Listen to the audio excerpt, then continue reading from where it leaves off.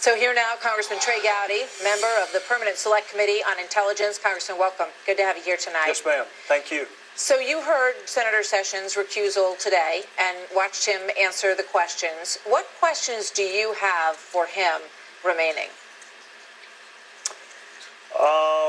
For him, probably not any, because I'm not a criminal investigator. So to the extent people are talking about false statements before Congress, I wouldn't have any.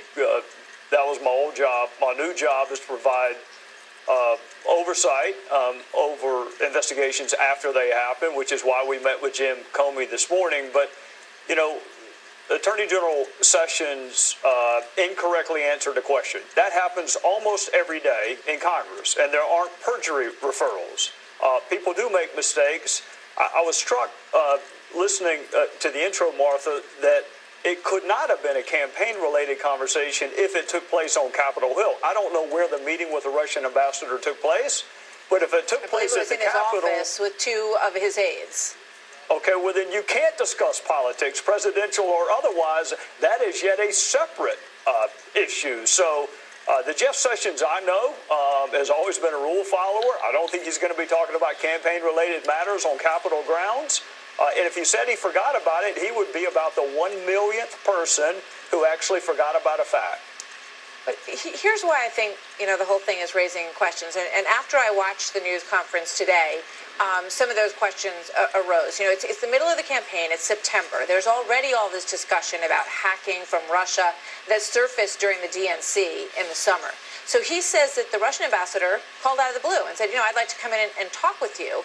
And he said yes. So just a few short months later in January, he describes a somewhat uncomfortable conversation. And he said he brought up things about the Ukraine that, seemed to make the ambassador a little uncomfortable with his take on that idea. And then in January, he doesn't remember that conversation happening.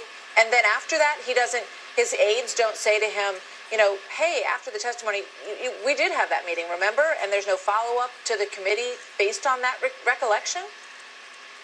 Well, it's up to him.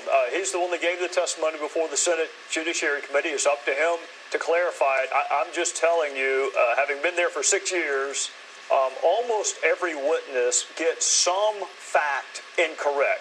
That is not tantamount to perjury. I'm not prejudging this.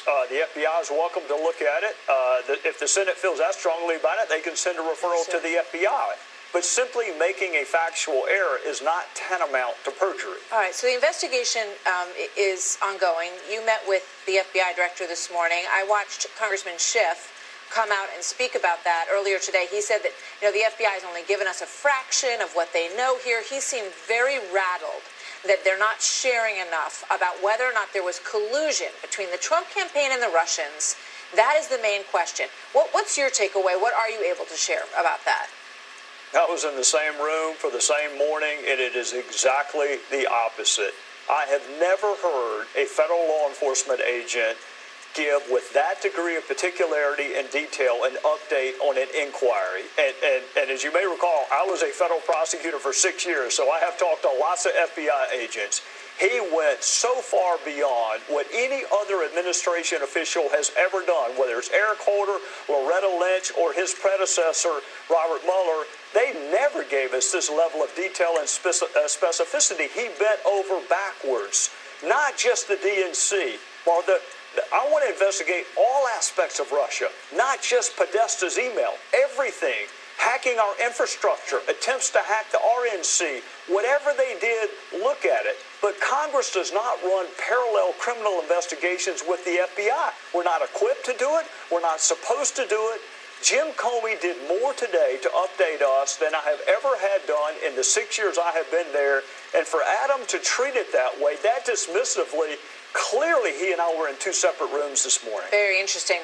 Just last question. John Brennan and Mr. Clapper both said that after the investigation, they were not able to see any evidence of collusion between the Trump campaign and the Russians, that they were trying to bring down Hillary Clinton's candidacy. Is there any new information that you got from Mr. Comey on that today?